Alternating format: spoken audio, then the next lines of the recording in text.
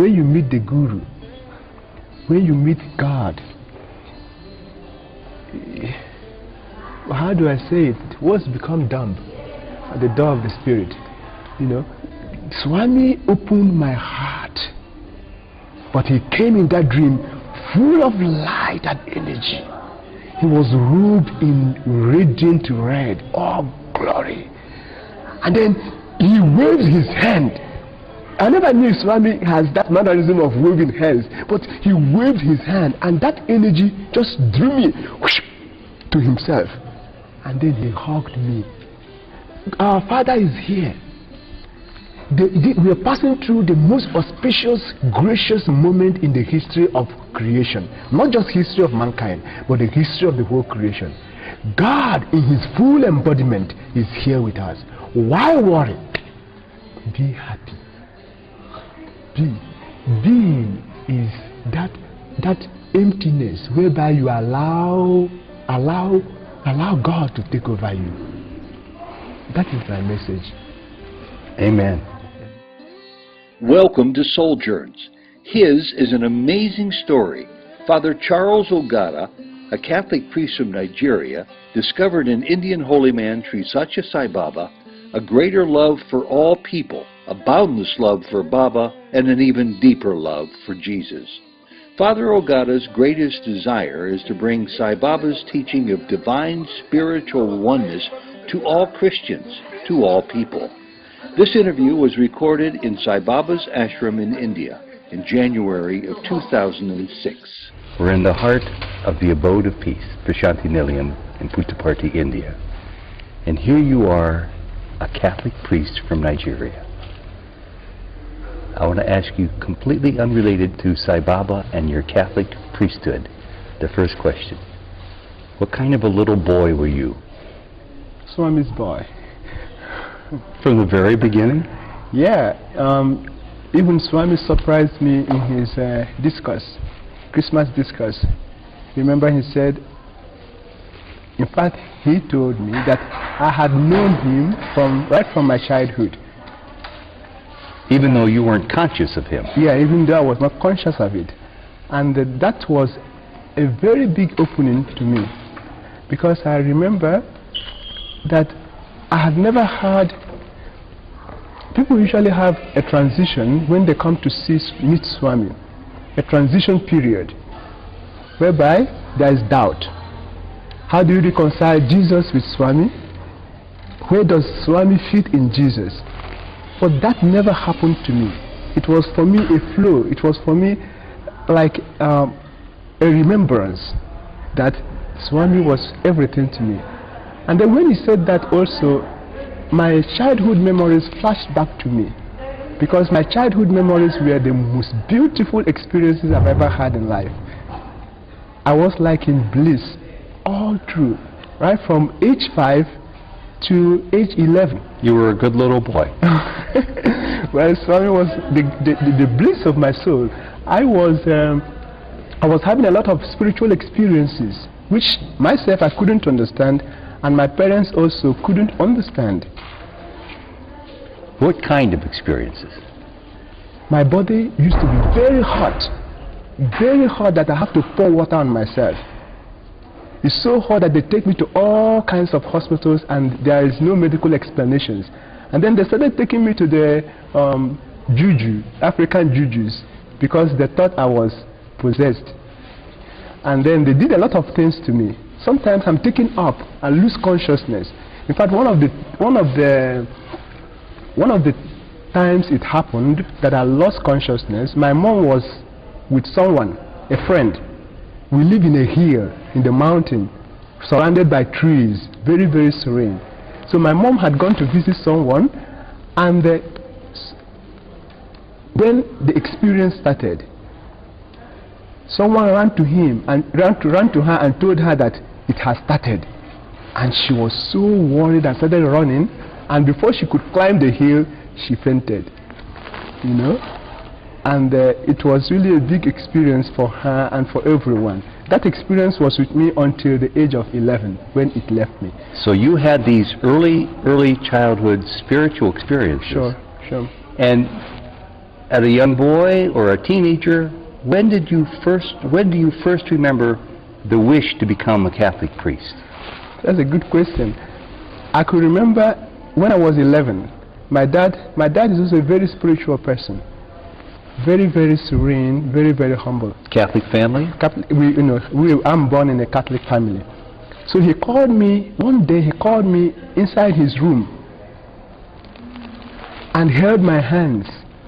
And after saying a very beautiful prayer, she spitted in my hands and closed it as a sign of his blessing, a sign that he has poured in everything that he is in me. And then he asked me a question. He asked me, would you want to be a priest? And I said no.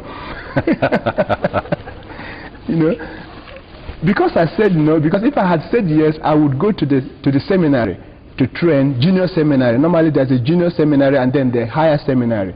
So because I said no, I went to an ordinary school, for my education. Yeah. So when I finished, it was 5 years training, high school. When I finished, I did so well. I really had very fantastic results. Everyone was proud of me, including my dad. And I was preparing to go and read medicine in the university. You were going to be a doctor? Yeah. That was my dream. And everyone was really, really very happy. Everyone looked up to me. I was also the first born son of the family. And we are 9 in the family. How could your father send you to school to be a doctor? It would be very expensive. Yeah, but it's worth it because he loved me so much. He really loved me so much. So it was during that time. So you thought your career would be that of medicine? Sure. So then what happened to change your mind? I used to love solitude. Naturally, not because of any religious sentiments. I used just to be alone, or just withdraw into the forest and just be. With 8 brothers and sisters, I understand why. Well, that was my habit. And it was when I was waiting, normally because I had come to that, there are certain times in your life when you are totally relaxed because there are nothing at stake. Mm-hmm. Everything, I had gotten everything, and then I was relaxed in those moments. So, and when I was alone by myself, and all of a sudden, this strange force seized me. It filled me with so much love, so much energy, that I couldn't contain it. What was it? How can you explain? It's such a mysterious force, but I knew it was a good force because I got in contact with my inner self, and then there came a voice, strong and clear, full of love, that said, what would you want to do with this life? It was an inner voice, not an outer voice. It was, wherever, I didn't know the source, where it was coming from, but it filled me. Actually, I was one with that voice. And what did you answer? The voice also answered. It wasn't as if I was answering, but the voice also answered, what else, Father, but to give this life to you? To God. So from then, from that moment, everything became non-existent to me. The whole world was like blind to me. And I could not sleep, I could not eat, I could not do anything. I was totally possessed by that force.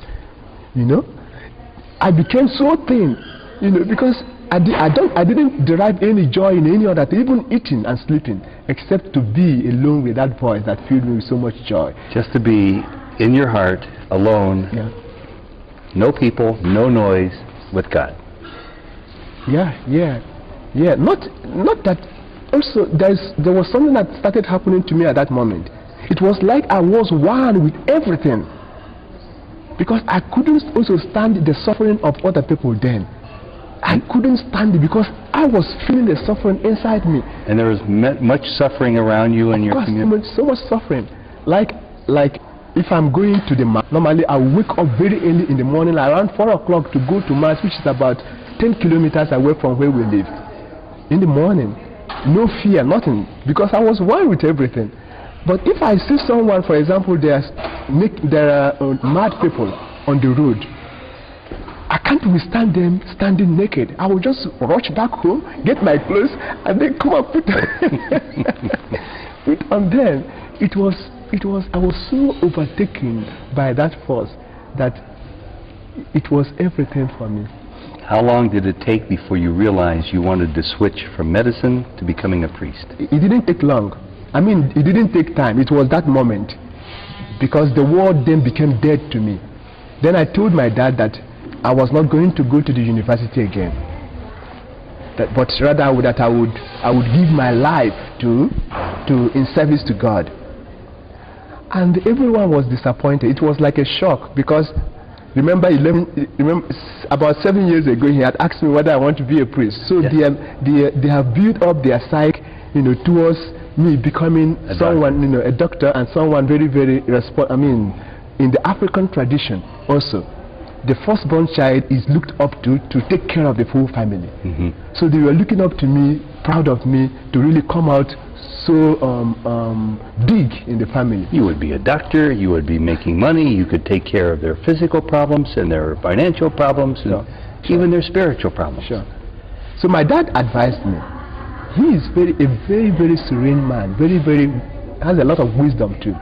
He had advised me. He called me inside again, and I was with him, and he advised me, why not go to the university first?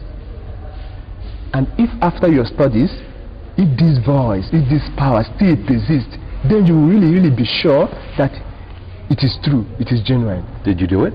I knew I can't do it. You couldn't do it. Because I cannot even withstand a second of separation, from that voice. So you didn't do it? Well, I didn't want to disappoint my dad. Yeah. Because he loved me so much, and I loved him also. So what I did, I told the voice, well, it is your job. Go and convince him. And he was true. The voice was true to his power.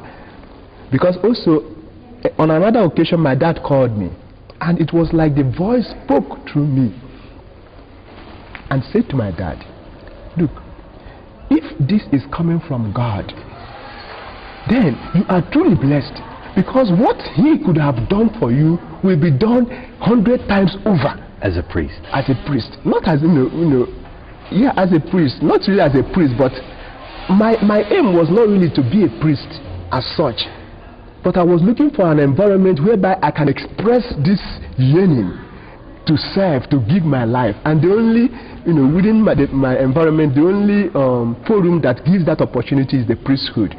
Then I chose to join the religious order of the Holy Ghost Fathers and Brothers. It's an in Lagos or where? No, it's an international. We are all over the world, in all the continents and countries in the world, and they are noted for strict religious discipline. We take vows of poverty, obedience, and chastity, and we go to the poorest of the poor. That's their mission, to go to the poorest of the poor to spread the message of Christ's kingdom. And then when they go, they forget the family. You can be sent to a mission and you will stay there 30 years and die there. So also my dad also told me, okay, if you're going to be a priest, why not join the local ones? Why go to somewhere we are not going to see you for so many years, But I really wanted to give everything, everything to God. So you become a priest. How old were you? When I became a priest? 28. And did you love being a priest?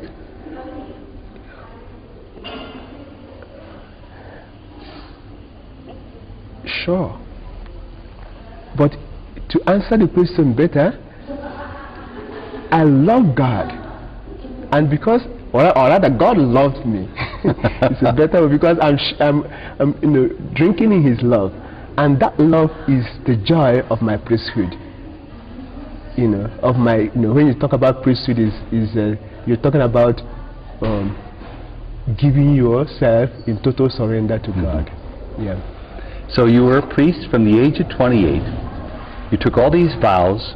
You were working with the poorest among the poor, And as I heard you say so well, when you addressed tens of thousands of people on Christmas Day in front of Sai Baba, that you never went looking for Sai Baba.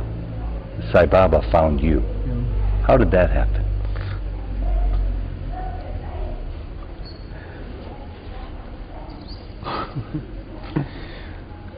Truly, that is the truth. Sai Baba found me, because when I was in the seminary, true, I was searching for God. At a time, that inner voice, that communion, that presence left me. And when it left me, because it is the only thing I valued, it is the only thing that gave meaning to my life, it is the reason for my existence. Why did it leave you? I don't know, ask it.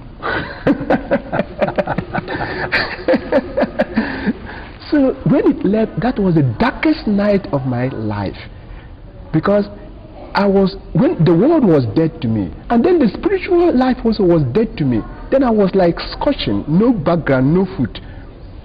I knew I could not survive.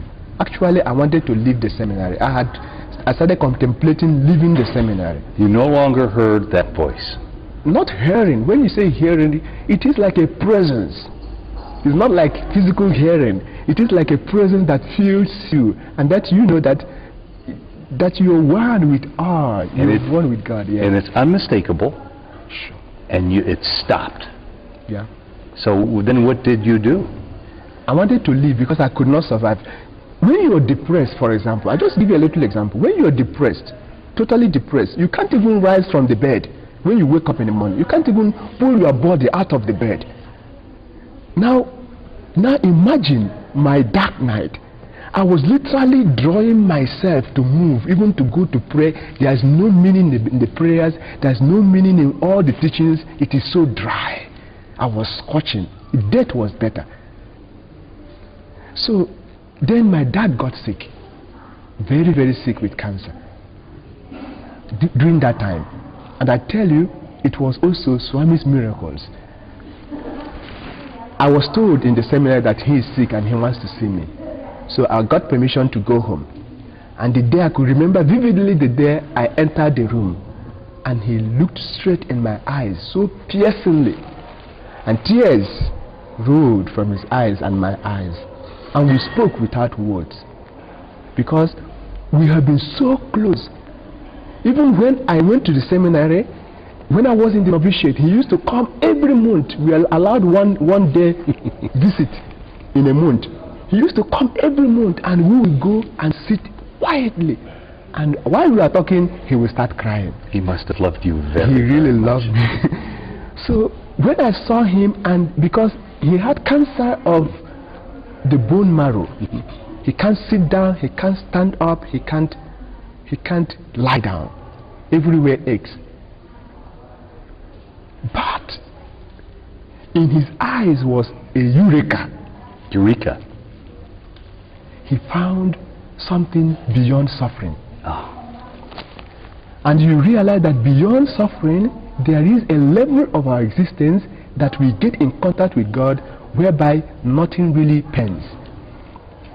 One day, just the day the doctors confirmed that he had cancer, he called me in the evening and told me, he's a teacher, so he told me to get a pen and write what he's going to say. There was light in his eyes, but I was sad because, they told me that he can't survive for 2 weeks.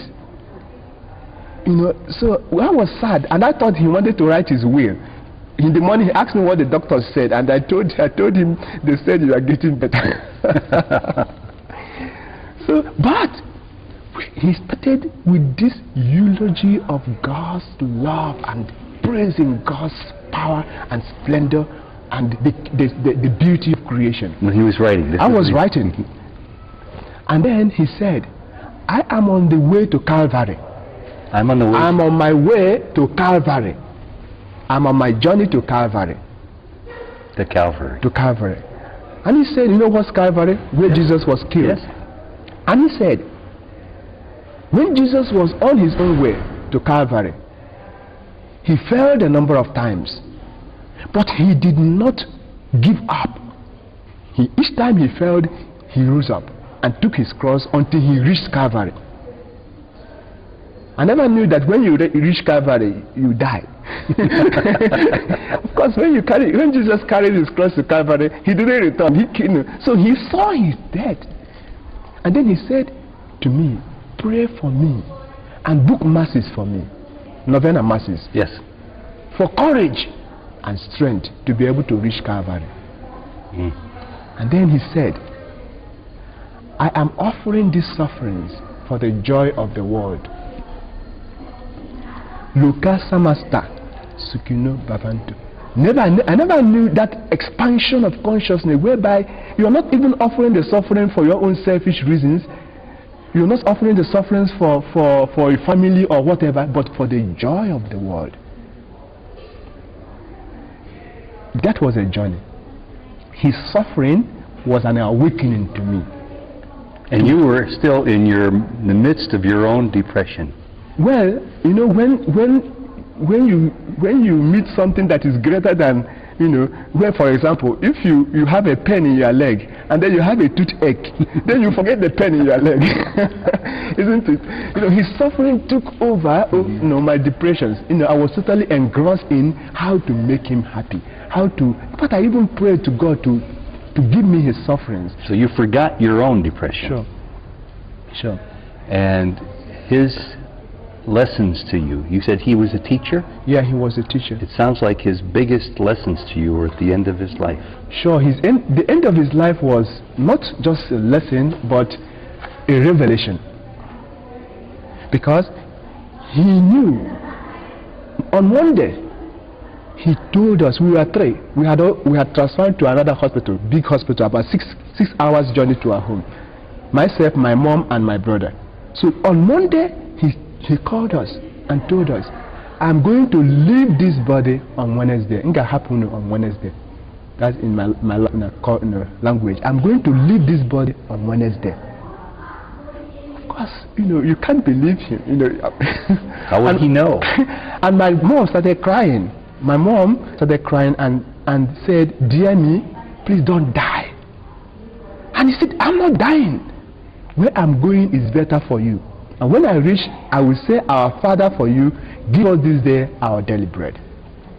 And he was true to his name. Wednesday he died. Wednesday? Well, even before Wednesday, he told us, don't allow anybody inside the room.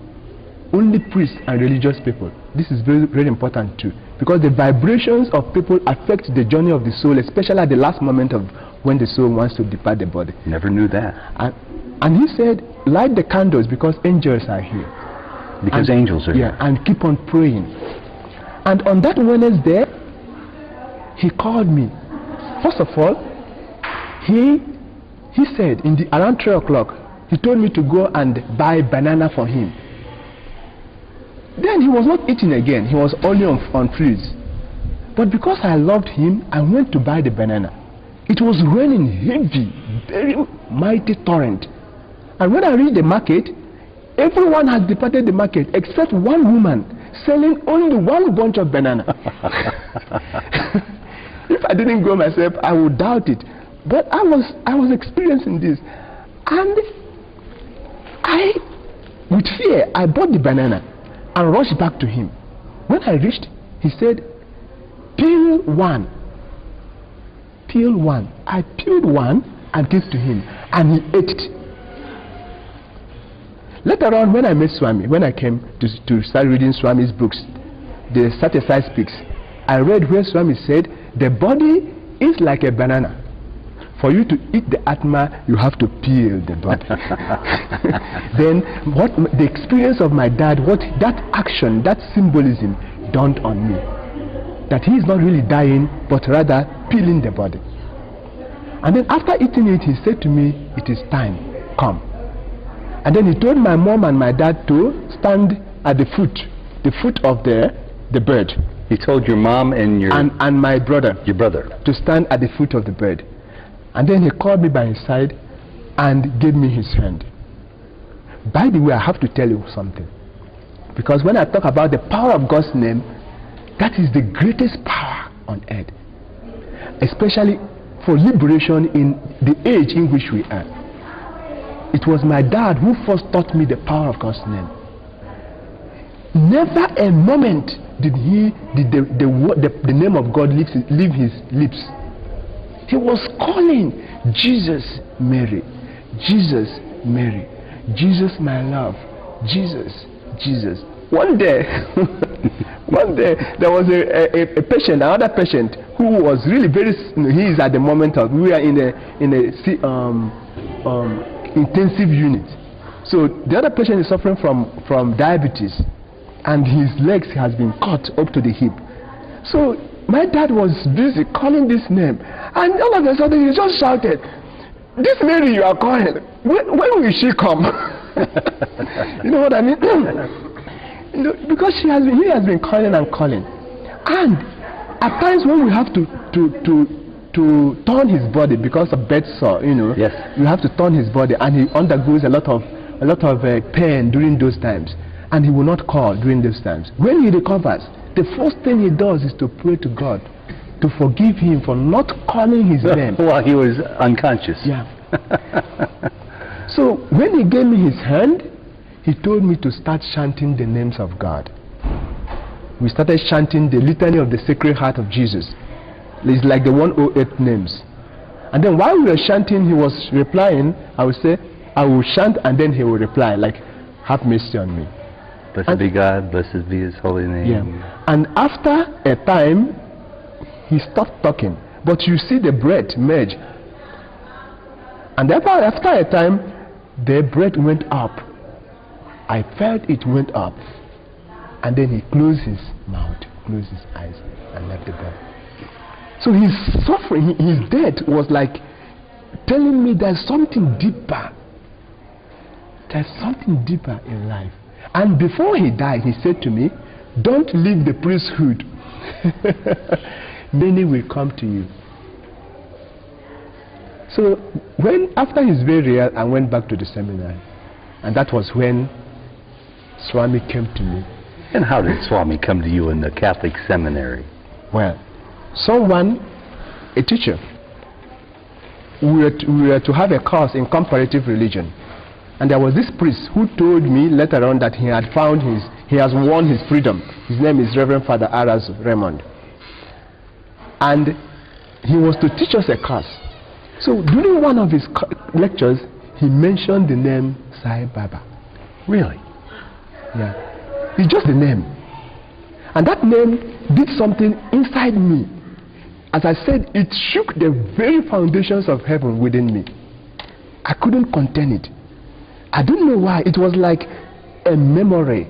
You know, it was like a reliving of past experiences. It woke something up. It woke something up. It woke me from my slumber and stupor.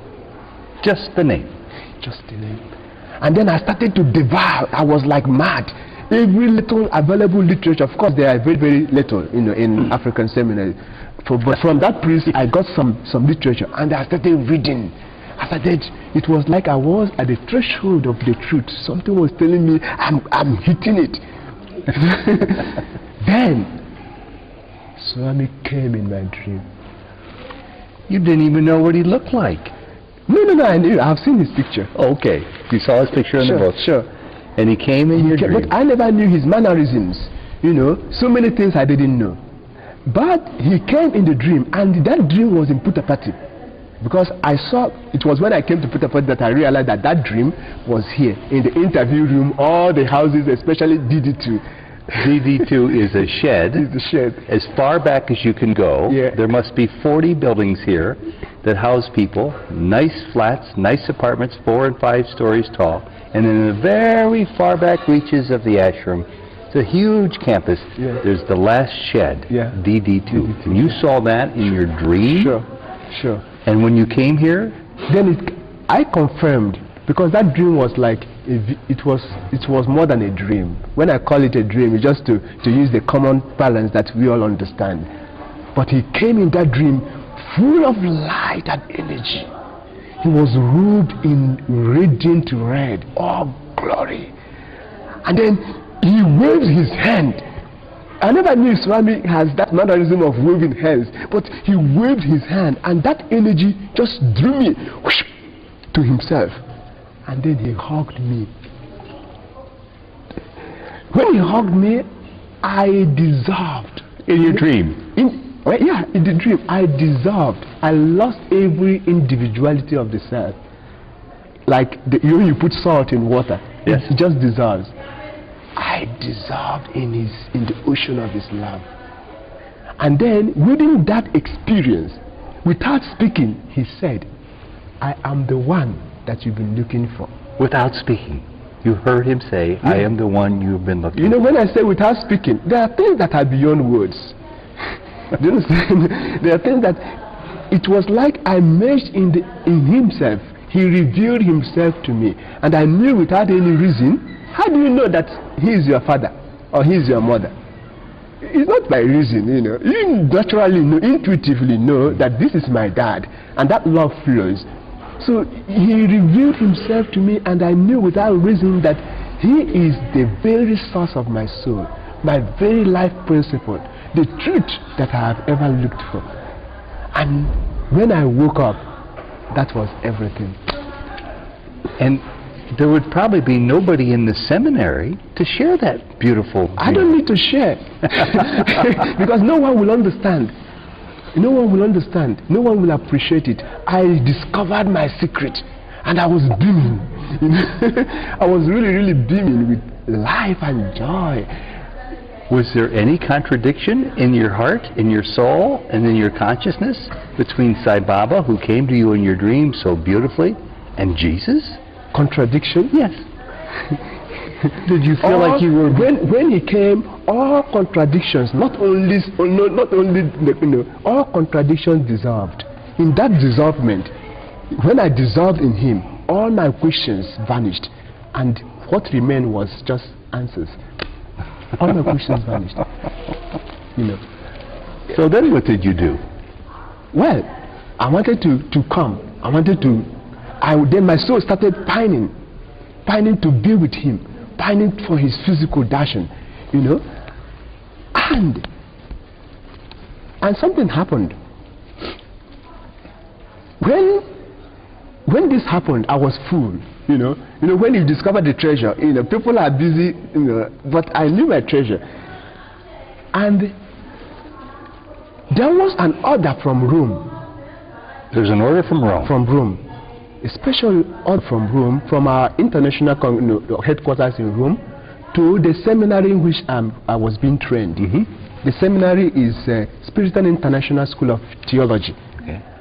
And this school is an international school. There are about 12 nationalities from different cultures. So it's really a model seminary. So this order came for the students to make a positive contribution in their process of formation. Okay. Remember, the system is such that people come with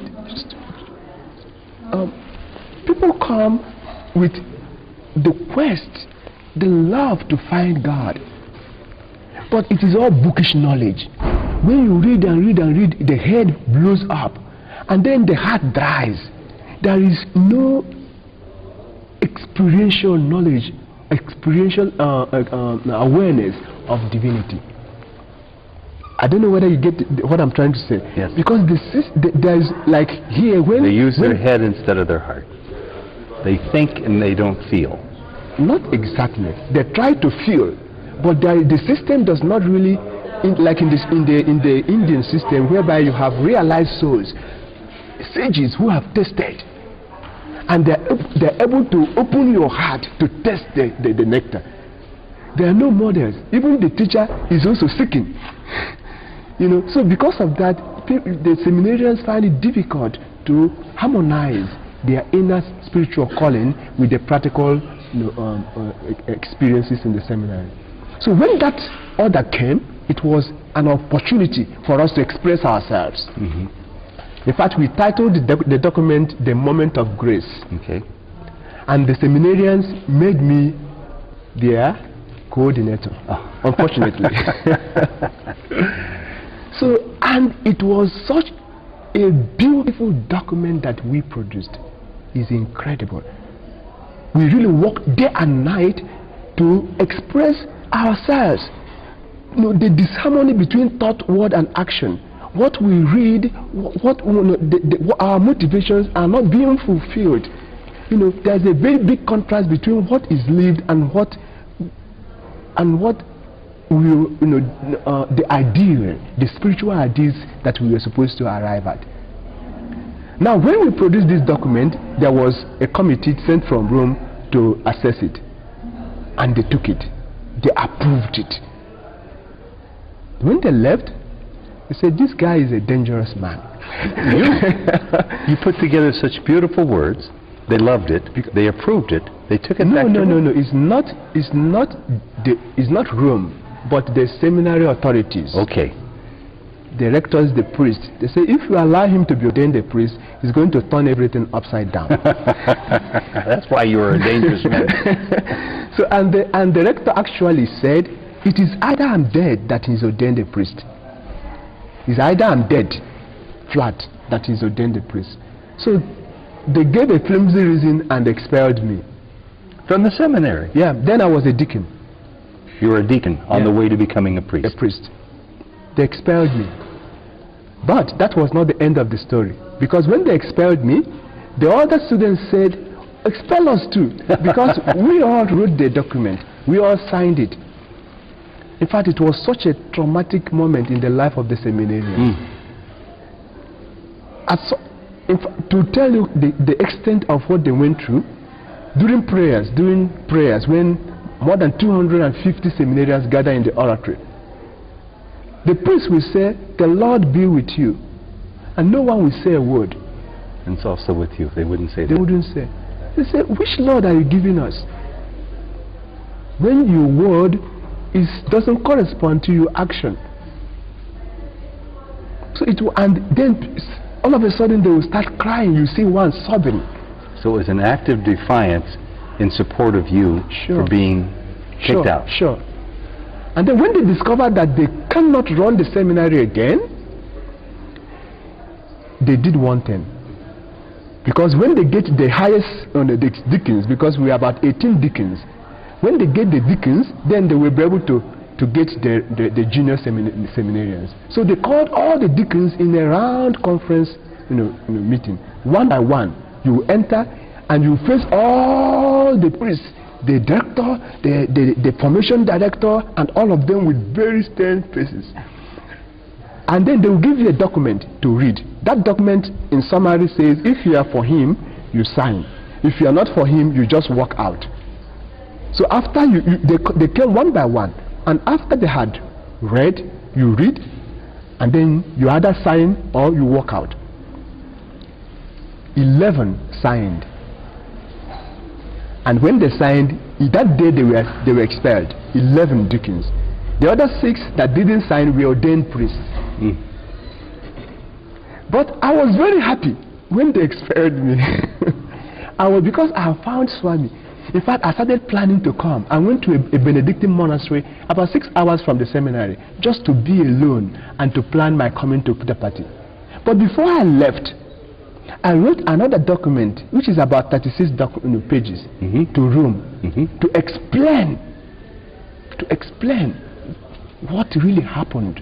Because behind everything said, there are a lot of things that are unsaid, so that Rome will know the background, because they are given other reasons for expelling these 12 deacons.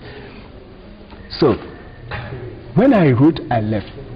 When the Superior General received it in Rome, he flew immediately to Nigeria. He did? Sure. The Superior General of your order He flew immediately to Nigeria. And then when immediately he reached, he asked, "Where is Charles Ogada?" They don't know where I was. Not here. So they started looking for me, say, "Bring him to there." So they started looking for me, and they were able to contact the other deacons that were in exile, and through them they were able to contact me and told me to come that day, that under vow of obedience, because the Superior General wants me. I was sad, but I had to obey him. When I came, I had about an hour audience with him, and he said, "The documents you people have written has been adopted in the whole formative, as a model for the whole formative process in the world. How beautiful. And then he used his veto, because you don't do that in the church. The church is so structured that you have to move through steps. Authority does not contradict authority. So he really used his veto. I know it's Swami's grace, because it has never happened in the history of the church. He said, call him back, call the other 12 deacons back, and ordain them that same year. Remember, the other deacons had been ordained. Yeah. Ordain them that same year, and then say to another is because we ordained them without even exams. So it is after ordination that we wrote our master's exams. Go ahead. So you were ordained then at that time? Yeah. So I was ordained, including the other 11 deacons who were ordained. Oh, that's so beautiful. And after the ordination, I was posted. Then I had no freedom again, because you have to obey the orders of your archbishop, your superiors, and so on. So I was posted to the Archdiocese of Lagos. There I was working in a parish, St. Michael's Catholic parish, and I was pining to get just one, because we were entitled to 1 month leave every year. And you were still hoping to go to Puttaparthi. That was my home. So you took your 1 month leave. Yeah. After you were posted at St. Michael's Church. Yeah. Were you the associate pastor or the pastor? I was the associate pastor.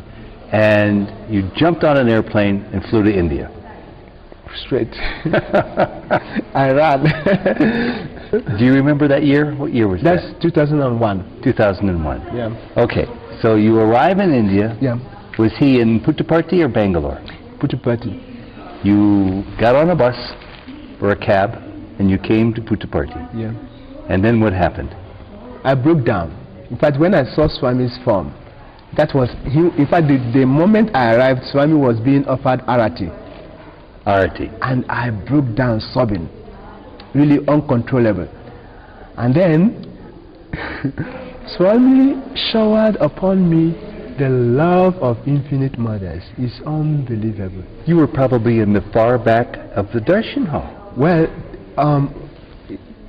no, I was either in the second or third row. Oh, you got up that close for darshan? Not that same day. Swami did not come. Okay, all right. This is another day. Yeah, this is another day. Swami glided. I was not actually expecting Swami to call me. It was just to look at his glory. It filled me totally. But Swami called you? Yeah, he glided, and he glided to where I was. He glided, and then said, "Where are you from?" I said, "Swami, from Nigeria." He said, "How many are you?" I said, "Swami, 1." And said, "Go."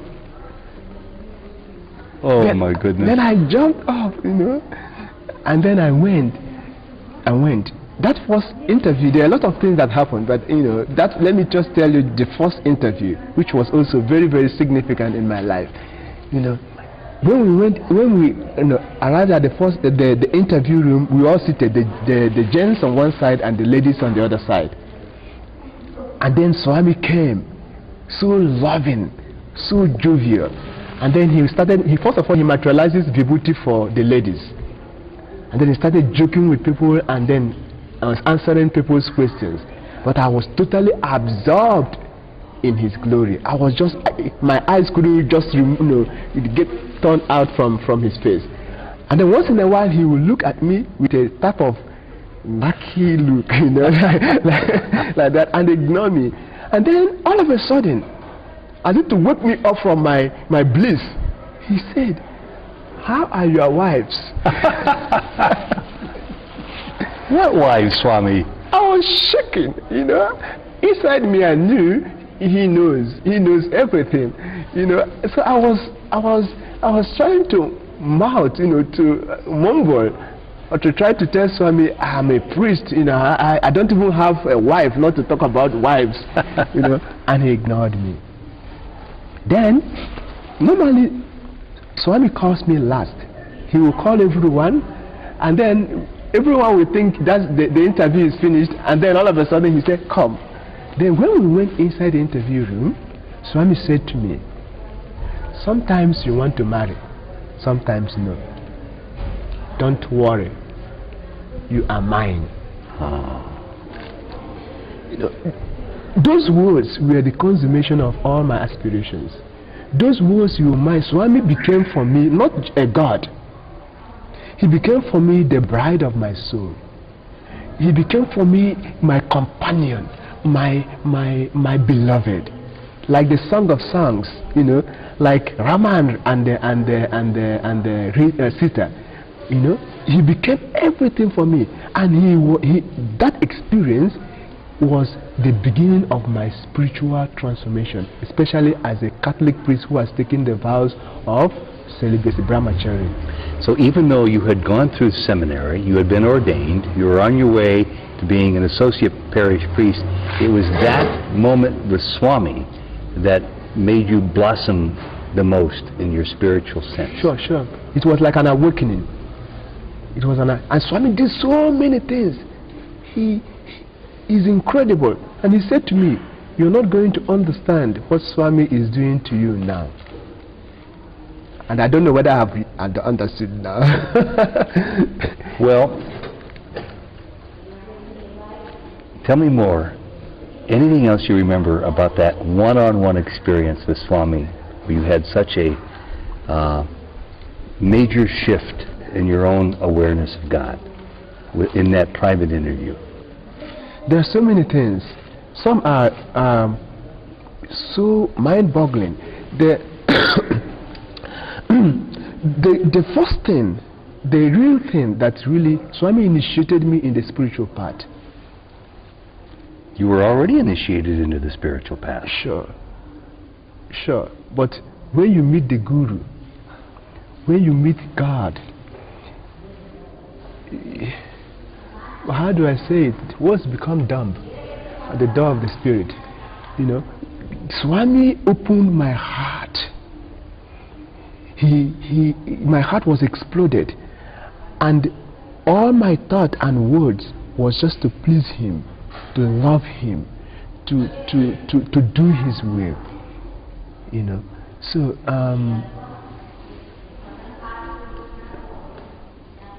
you know, in the Catholic system, the priests are trained to be celibates. That's brahmacharya is in every religion.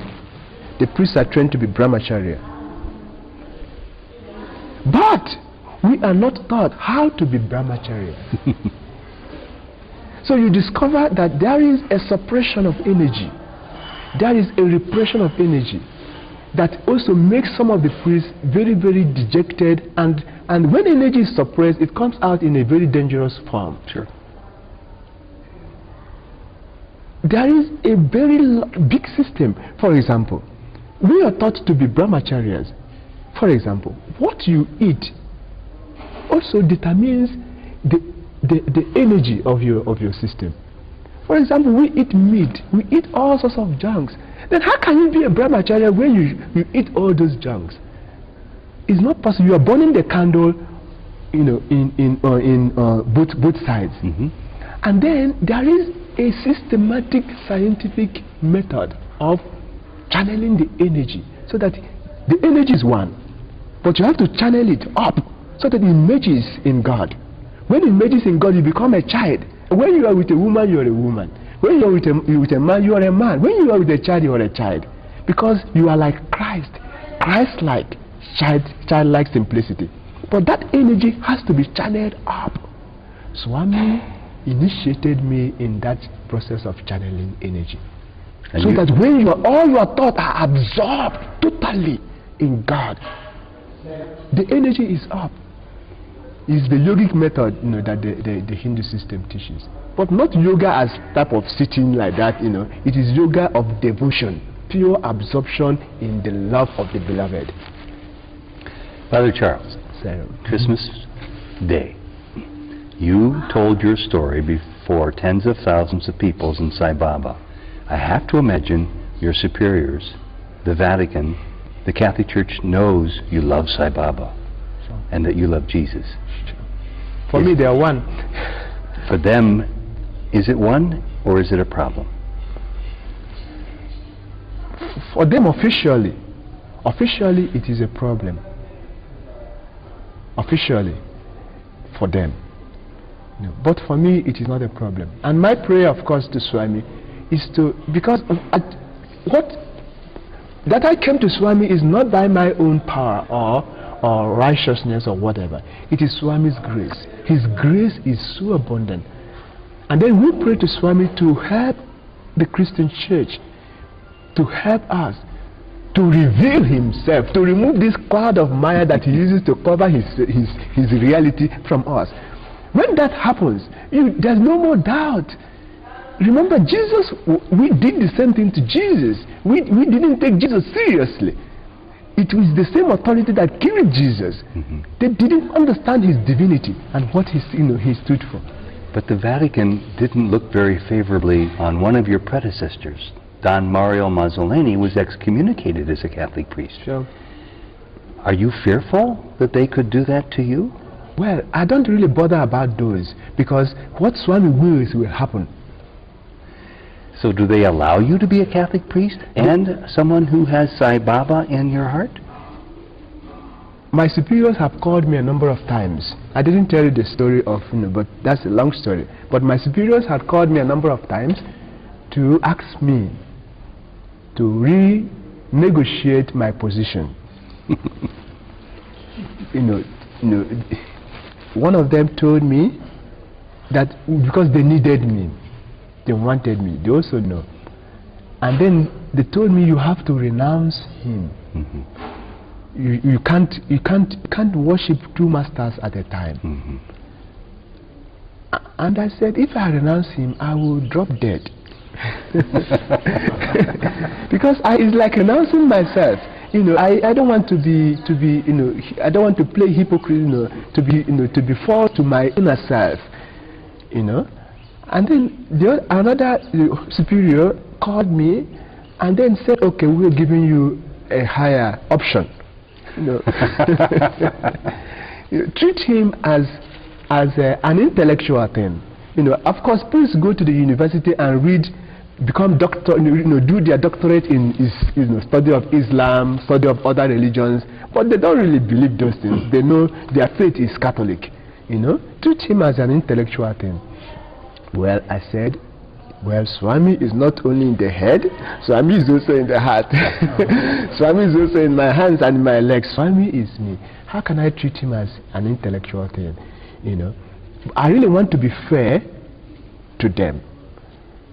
Really, really fair to them. Not to accept anything, and then they, like if I accept, I'm not going to come to India again to see beloved Swami. But before this happened, I was teaching Swami without calling Swami. In the pulpit? In the public. And it was a boom. You were not mentioning his name, but you were talking about his lessons and his love. Name is not important. The important thing is the reality. The love. God is love. God is truth. God is righteousness. And this righteousness is in everyone. I integrated Swami's message in the very milieu of the gospel. And it was like an explosion of consciousness. People from all over came. People were booking for where I'm going to say mass, and I was going all around. So did they ask you to then renegotiate one more time? How did they allow it to end? Your superiors, the superior general. They don't know what to do with me. so I and I knew, there was a time I really wanted to resign from the Catholic priesthood, and to be just for Swami and concentrate on Swami's work. Then Swami has started ignoring me. Remember, after that first interview, I went through hell. I'm not going to tell the stories, but I went through a lot of stripping, a lot of real passing through the fires of the crucible. And when Swami what was I? You went through hell, he stripped you bare, and he wasn't paying you any attention, and you were still trying to make up your mind about what to do with your superiors. Sure. I wanted to resign. I wanted to resign from the Catholic priesthood. I wrote a letter to Swami. And for almost 1 month, I was trying to give this letter to Swami. Swami would not collect it. Trying, even when he's so close, he won't collect it. And I said to him, well, Swami, whether you like it or not, you are going to get this letter. Because I was tired of all this. There was also times when I was really, I passed through dark nights of my soul in this moment. So I went to the courier and then couriered it to Swami, couriered the letter to Swami, and told the lady that this letter is very important to me and I would want the receipt that Swami has received it.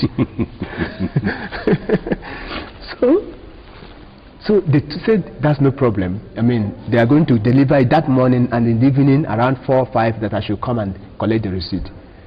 So 4 o'clock I went, and then they had delivered the letters in the morning letters, and then she brought the slips, which were about 20 or 25 slips, and she started 1, 2, 3, went round first, went round another time, went round the 3rd time, and her face changed.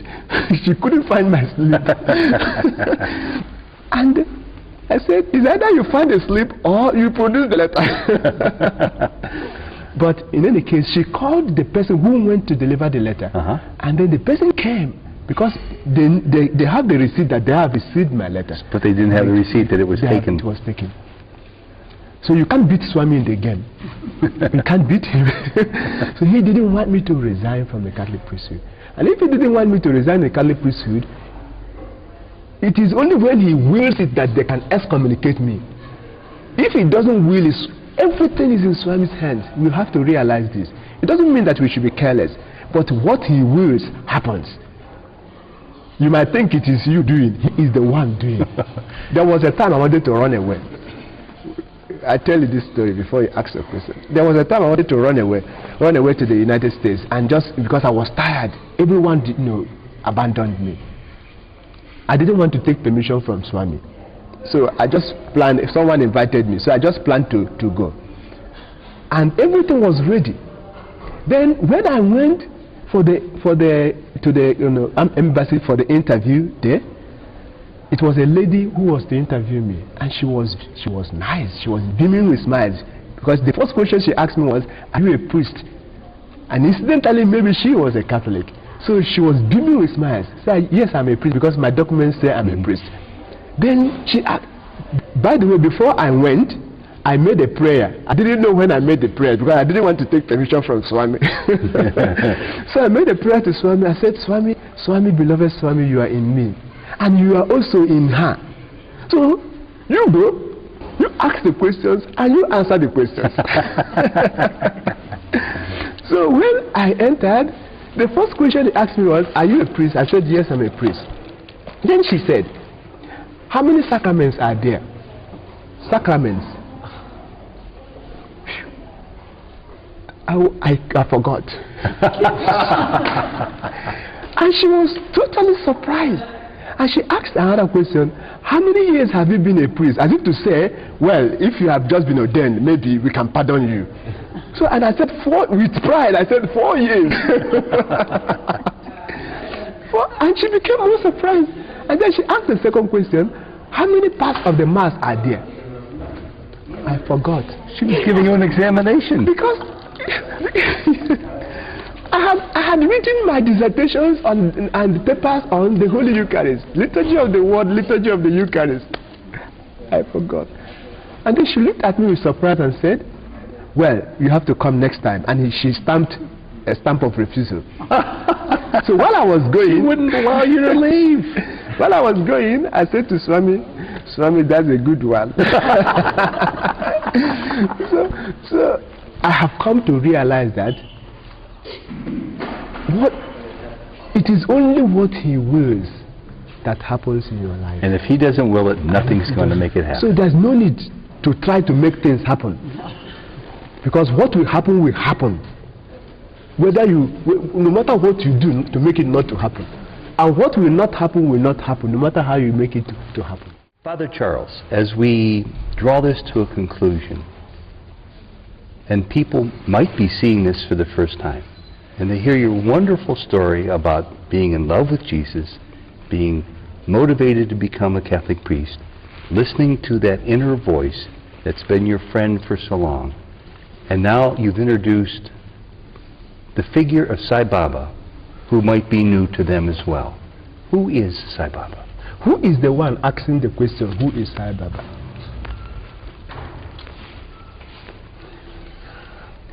That is it, because without answering that question, it is impossible to comprehend, to understand the reality of Sai Baba. Who is the one asking the question, who is Sai Baba? In other words, who are you? Because Sai Baba is you, is the self in you. Without realizing the self in you, you can't comprehend his reality. This is very, very important.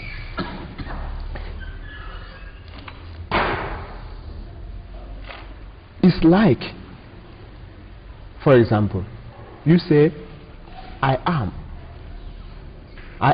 dead. I am Charles.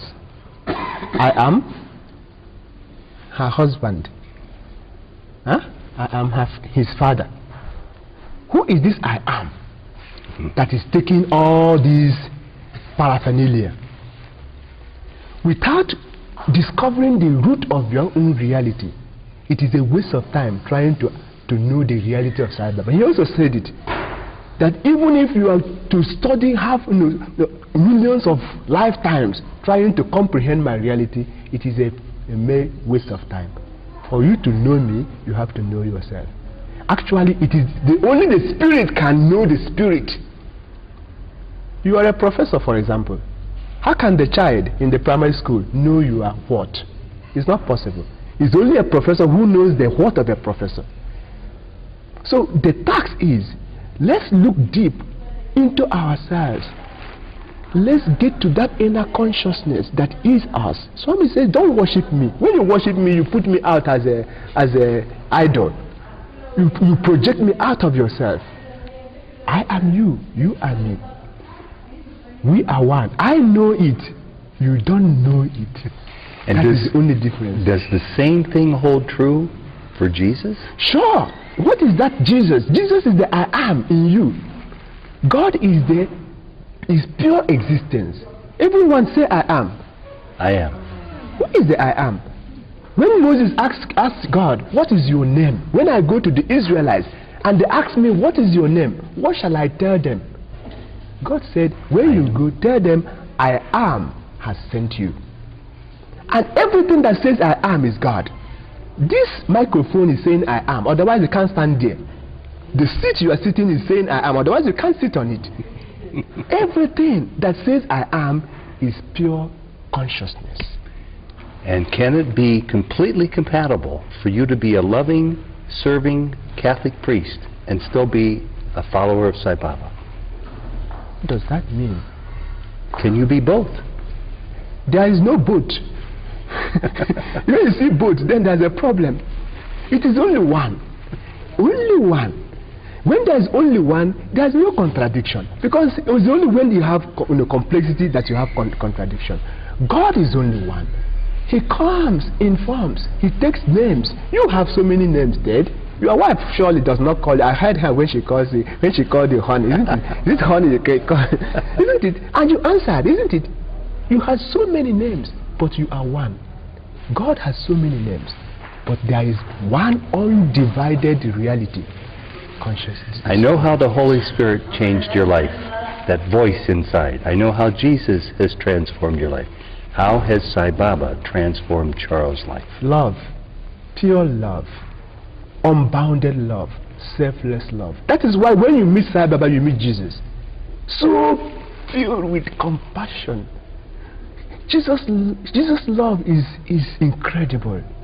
He loved you as you are. See the experience when the Jews wanted to stone the woman that was caught in adultery. They wanted to stone her to death because the law prescribed it. But just before they did it, they wanted to test Jesus. They wanted to test him and see what he will say. And they asked him, Master, we've caught this woman in the act. And our law prescribed that such a person should be stoned to death. What do you say? And Jesus bent down, writing on the ground. And then after a while, he looked at them and said, if there is any one of you who had not sinned, let him be the first to cast the first stone on her. And then all of them, starting from the elders, bent down and walked away. The stone started dropping until Jesus was left alone with the woman. And Jesus lovingly said to the woman, woman, has no one condemned you? And she said, no, master, none. He said, neither do I. Go, don't sin again.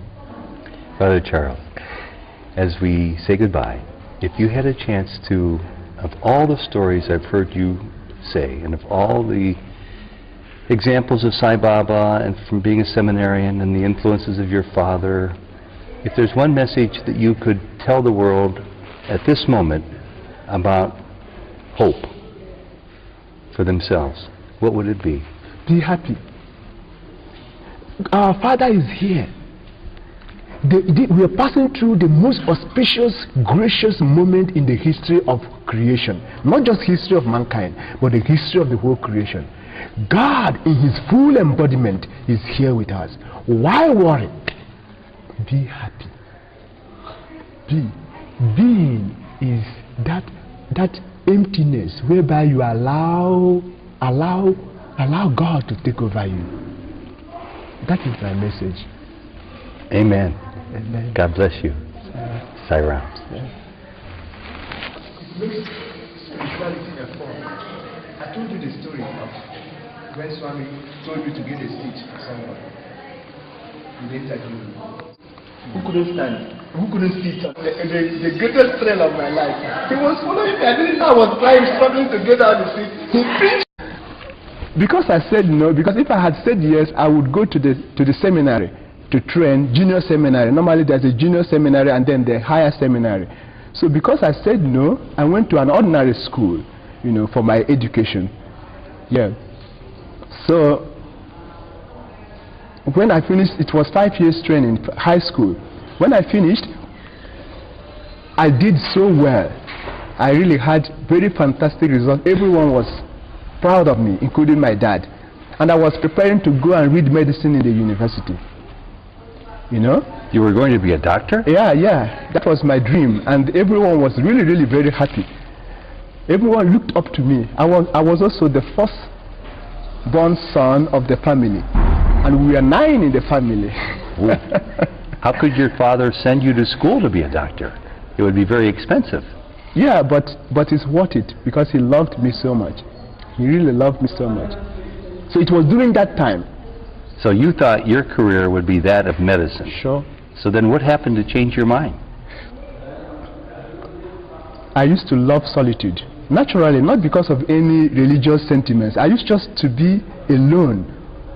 Or just withdraw into the forest and just be. With 8 brothers and sisters, I understand why. Well, that was my habit. And it was when I was waiting, normally because I had come to that, there are certain times in your life when you are totally relaxed because there are nothing at stake. Mm-hmm. Everything, I had gotten everything, and then I was relaxed in those moments. So, I was alone by myself, and all of a sudden, this strange force seized me. It filled me with so much love, it's so hard that they take me to all kinds of hospitals and there is no medical explanations. And then they started taking me to the juju, African jujus, because they thought I was possessed. And then they did a lot of things to me. Sometimes I'm taken up and lose consciousness. In fact, one of the times it happened that I lost consciousness, my mom was with someone, a friend. We live in a hill in the mountain, surrounded by trees, very, very serene. So my mom had gone to visit someone, and when the experience started, someone ran to him and ran to her and told her that it had started. And she was so worried and started running, and before she could climb the hill, she fainted. you know. And it was really a big experience for her and for everyone. That experience was with me until the age of 11 when it left me. So you had these early childhood spiritual experiences. Sure. And as a young boy or a teenager, when do you first remember the wish to become a Catholic priest? That's a good question. I could remember when I was 11. My dad is also a very spiritual person. Very, very serene, very, very humble. Catholic family? I'm born in a Catholic family. So he called me, one day he called me inside his room and held my hands. And after saying a very beautiful prayer, she spitted in my hands and closed it as a sign of his blessing, a sign that he has poured in everything that he is in me. And then he asked me a question. He asked me, would you want to be a priest? And I said no. Energy that I couldn't contain it. What was it? How can you explain? It's such a mysterious force, but I knew it was a good force because I got in contact with my inner self, And then there came a voice, strong and clear, full of love, that said, what would you want to do with this life? It was an inner voice, not an outer voice. It was, wherever, I didn't know the source, where it was coming from, but it filled me. Actually, I was one with that voice. And what did you answer? The voice also answered. It wasn't as if I was answering, but the voice also answered, what else, Father, but to give this life to you? To God. So from then, from that moment, everything became non-existent to me. The whole world was like blind to me. And I could not sleep, I could not eat, I could not do anything. I was totally possessed by that force, I became so thin, because I didn't derive any joy in any other thing, even eating and sleeping, except to be alone with that voice that filled me with so much joy. Just to be in your heart, alone, no people, no noise, with God. Yeah. Not that. Also, there was something that started happening to me at that moment. It was like I was one with everything, because I couldn't also stand the suffering of other people then. I couldn't stand it because I was feeling the suffering inside me. And there was much suffering around you and your community? So much suffering. Like if I'm going to the mass, normally I wake up very early in the morning, around 4 o'clock, to go to mass, which is about 10 kilometers away from where we... The abode of peace, Shanti Nilayam in Puttaparthi, India. And here you are, a Catholic priest from Nigeria. I want to ask you, completely unrelated to Sai Baba and your Catholic priesthood, the first question. What kind of a little boy were you? Swami's boy. From the very beginning? Yeah. Even Swami surprised me in his discourse, Christmas discourse. Remember, he said, in fact, he told me that I had known him right from my childhood. Even though you weren't conscious of him? Yeah, even though I was not conscious of it. And that was a very big opening to me, because I remember that I had never had... People usually have a transition when they come to meet Swami, a transition period, whereby there is doubt. How do you reconcile Jesus with Swami? Where does Swami fit in Jesus? But that never happened to me. It was for me a flow. It was for me like a remembrance that Swami was everything to me. And then when he said that also, my childhood memories flashed back to me, because my childhood memories were the most beautiful experiences I've ever had in life. I was like in bliss all through, right from age 5 to age 11. You were a good little boy. Well, Swami was the bliss of my soul. I was having a lot of spiritual experiences, which myself I couldn't understand, and my parents also couldn't understand. What kind of experiences? My body used to be very hot that I have to pour water on myself.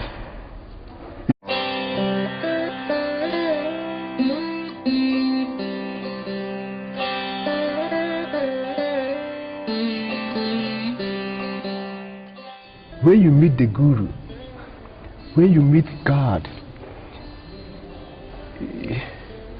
how do I say it? Words become dumb at the door of the spirit. You know, Swami opened my heart, but he came in that dream full of light and energy. He was robed in radiant red, all glory. And then he waved his hand. I never knew Swami has that mannerism of waving hands, but he waved his hand, and that energy just drew me whoosh, to himself. And then he hugged me. Our Father is here. We are passing through the most auspicious, gracious moment in the history of creation. Not just history of mankind, but the history of the whole creation. God, in his full embodiment, is here with us.